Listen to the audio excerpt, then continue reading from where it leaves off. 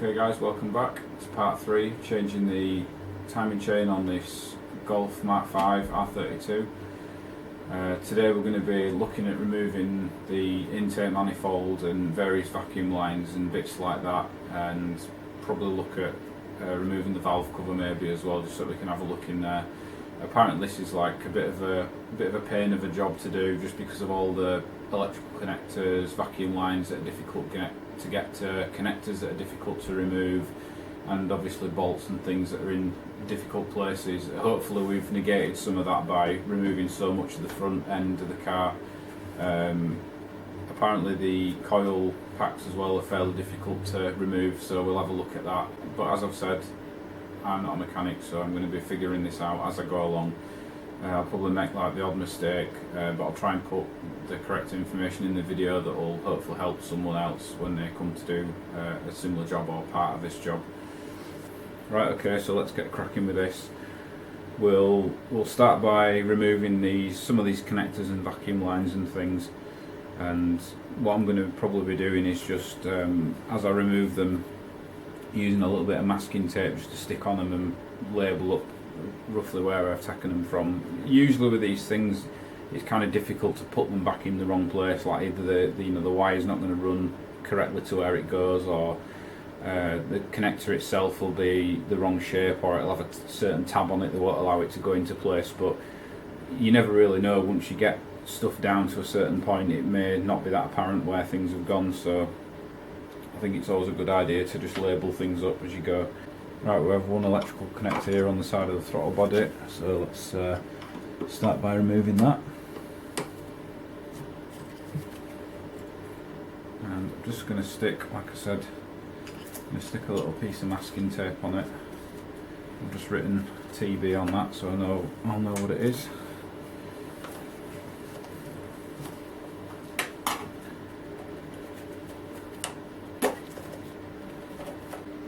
Right, we've removed this connector from the throttle body. There's a connector I've removed and labelled here, which was connected to some sort of vacuum line on this side of the intake manifold. And also we have an electrical connector which is linked to this breather pipe here as well. So we've got that unclipped, and then this little harness of 3 connectors should just be able to move that away to one side. I won't disconnect it from this bracket yet, because it might be that this whole bracket will just come away from the side. Next step, this plastic part is obviously going to separate from the aluminium bit here, so we should be able to remove this breather line here. Usually just squeeze either side of these and they should just disconnect, so we've got to be careful because they can be quite brittle. The breather hose that had one of the electrical connectors onto it here, that also looks like it feeds into the back of the inlet manifold on the right hand side, just behind the throttle body, so we'll remove that as well. Again, this looks like a real pain to get to. I'm not sure what kind of clip this even is.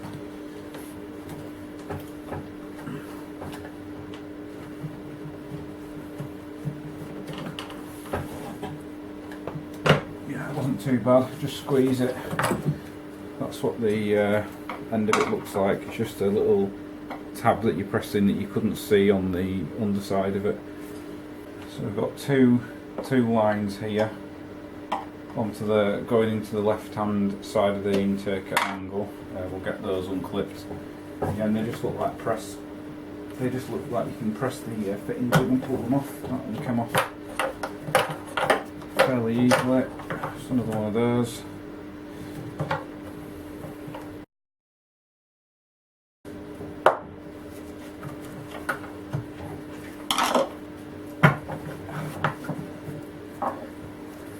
Right, so it was a bit of a pest this connector, but the easiest way to get this off was just to, you see it's got these little ridges on the side, it was just to push the screwdriver gently into those ridges, look, and you can just slide each side back and it will come away. Okay, so and you can see there's this other small small vacuum line that runs over the throttle body through this clip, and it's just a little rubber sort of right angle on the end 90-degree bend. If you prise this up with a screwdriver, and that's that removed. Yeah, so I've had a bit of a rethink on accessing the support for the intake manifold. I know that it may be more work, but I'd rather do a little bit more work makes things a little bit easier than fiddling around trying to get my hand in places to undo things. So what we're going to do is we're going to remove this black support bracket here, just so that it's got the looks like it's got the overflow for the coolant system in. There's a couple of T30 Torx here, and then we've got a nut you won't be able to see, but there's a nut just at the back here, and I think that should enable this bracket to move away from the exhaust manifold a little bit, and then we should be able to get, hopefully we can just get to that single spline drive bolt at the back here, and that'll make things a lot easier. So we'll start by undoing these two T30 Torx here, get those done.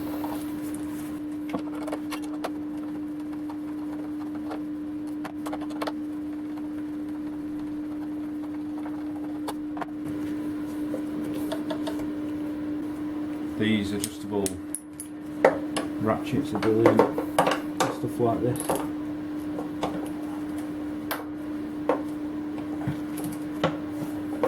Get into, you're never going to be able to do that with a normal ratchet.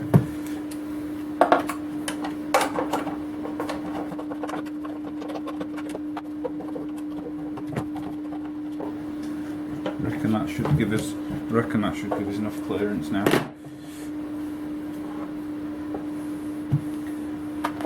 What I'll do as well is I'm just going to pop these two Torx back in here so we don't lose them.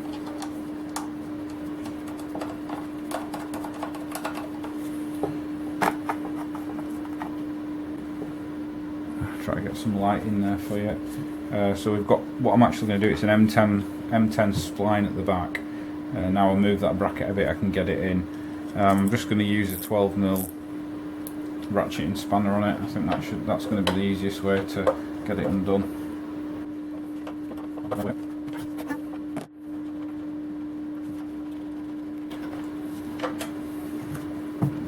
Let's spline drive out. I'm going to pop that bracket back where it was, and just stick the nut back on it so I don't lose it. Our next job is going to be to remove the plug leads and the coil packs from the top of the engine. So the reason that we have to remove these is in order to remove the valve cover. You know, there's no way that the valve cover is going to clear the coil pack. So you can remove the actual lead itself from the coil first, and we should be able to get this cabling out of the way, and then we need to remove each coil.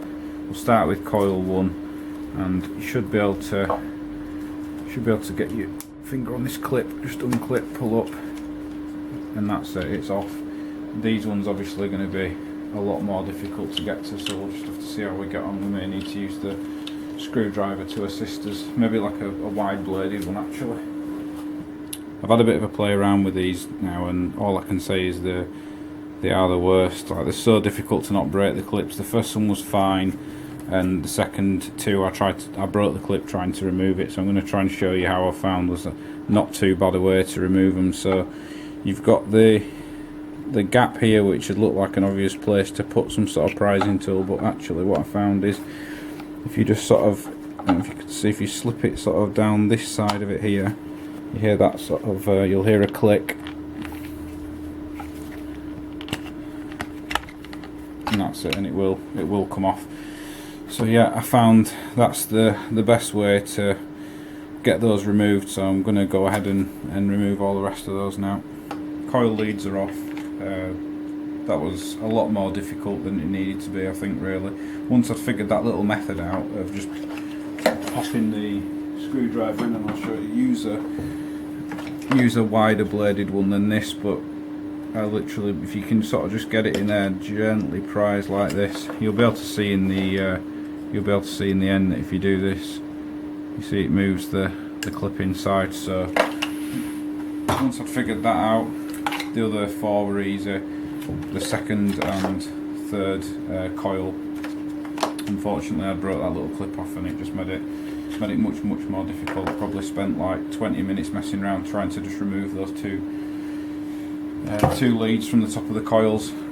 So what we're going to do now is pull the coil packs out, and I've read that the best way to do it without damaging it is to just hook something underneath, hook a piece of wire or something underneath and lift up. So we can get to this one, but what we'll do is we'll actually try using the wire method on this one, see if it works, and if it works we'll give it a go on the other ones.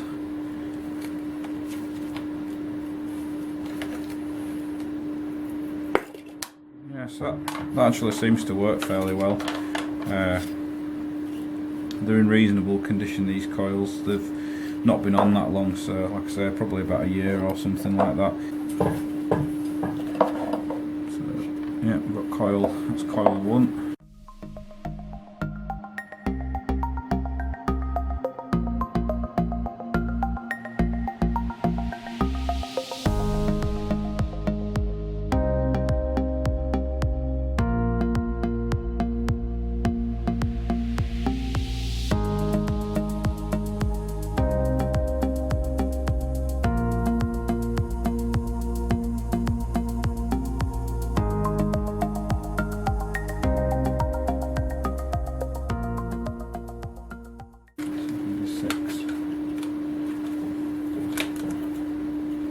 They do turn a bit, so it makes it easier sometimes. There we go, that was an easy one. 6. There we go, so our coils. Right, on each side of the manifold here we've got 2 of these M10 spline drives like we have on the rear of the manifold as well. Let's get those out, and then we'll move over to the front and have a look what we've got to get removed from there. I actually quite like this. Actually quite like the method of using the 12mm spanner with it, to be honest. So I'm going to be doing that again on here. It just means that you need a little bit less room.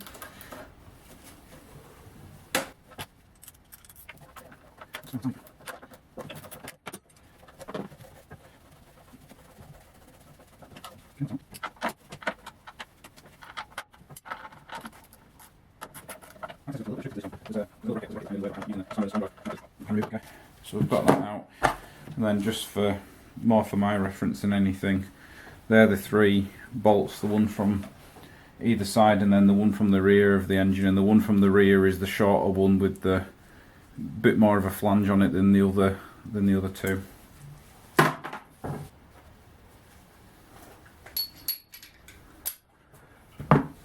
Something else I've just spotted, which is actually really obvious now I look, is there's a little bracket here just on the throttle body. It just seems to be holding some pipes and things to the back of it, so we'll have to get that removed.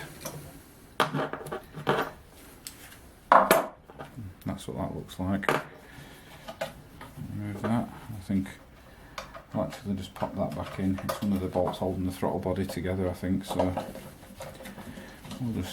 we'll pop that in sort of loosely. Oh, it was that one. Okay, I hope that view's good enough there. It's difficult to, because of the limited space that I've got, and because obviously the air conditioning radiator, we hung that across the front of the car. It makes it awkward in terms of access.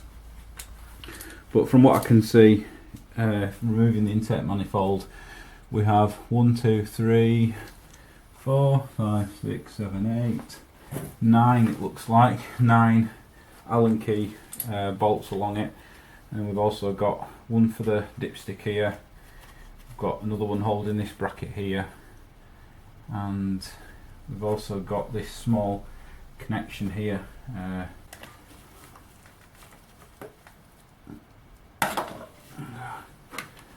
Really got a little vacuum line. Let's have a look at these. I'm going to guess these are going to be, everything else on the car has been T30, so I'm going to guess that these are T30 as well.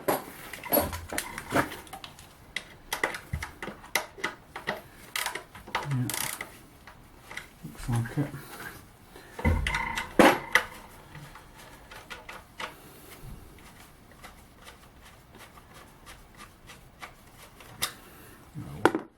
That's that bracket removed. Got the one for the dipstick there.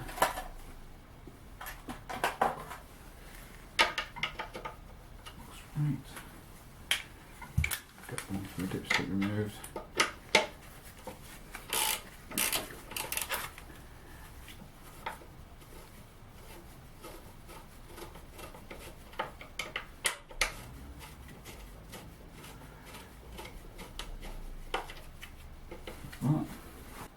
Right, we'll go ahead and we'll get the 9 Allen key bolts out the front of the intake manifold, and then hopefully, if I've not missed anything, we should be able to remove that.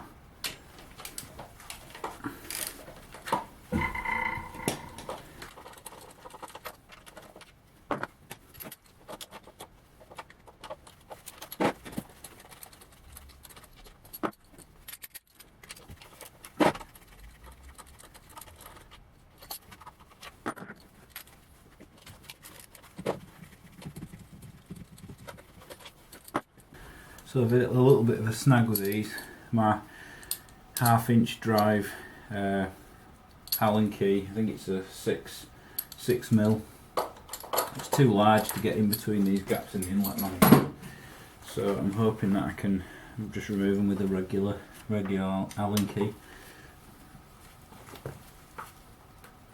They're fairly tight. I need to put a spanner on them.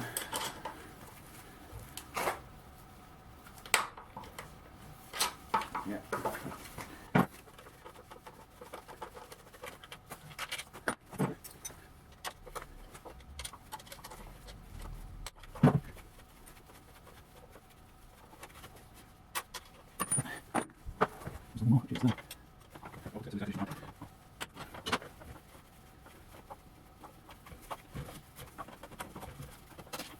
There's actually a couple of other little bits that we need to do to get this removed, it looks like. So one thing is to remove this, pull this box away from here. You can see there's two tabs on the underside of the intake manifold, and there's actually a little electrical connector on here which we'll remove. Here's not better just to tease it out. There we go. So that's that. I know this is not the best view of this, but once you've removed this little box here, I don't know what this is, some sort of resonator, it's got sensors and stuff in.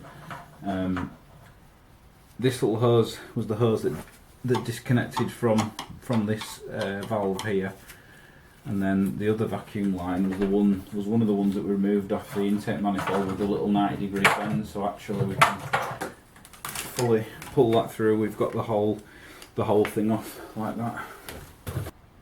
The other thing that needs to be removed is the dipstick in order to get the intake manifold out. So it was bolted on here and it's just push fit in the bottom, but there's also an electrical connector to it, of course, a little grey connector with 3 wires, so we'll try and get that removed if we can. Right, I think what we're actually going to do with this, it was such a pain, it's just there's so many little wires and stuff on it, I've just pulled it to one side for now. To be honest, once we've got the intake manifold off, there's going to be there's no reason for that not to be in place, so we'll pop that back in. In fact, if we remember, this was the bolt here for the dipstick, so we'll actually pop that back into place again now that's moved. That was the dipstick bolt. That was not small. There's a small bracket there. Right, we should be ready to remove the intake manifold now. The couple of things that I forgot about, which hopefully I've shown you, was the dipstick needed to be moved away from the front of the intake manifold, and also there was a little resonating box which I managed to unclip and remove the breather pipe which was kind of routed around here, and I think that should be it. The only thing that potentially could snag it is there is a little pulley on this side of the engine, but I'm hoping that if we can start to lift it out, we can kind of lift it up and out this way, but let's see how we got on anyway. Hopefully that's everything.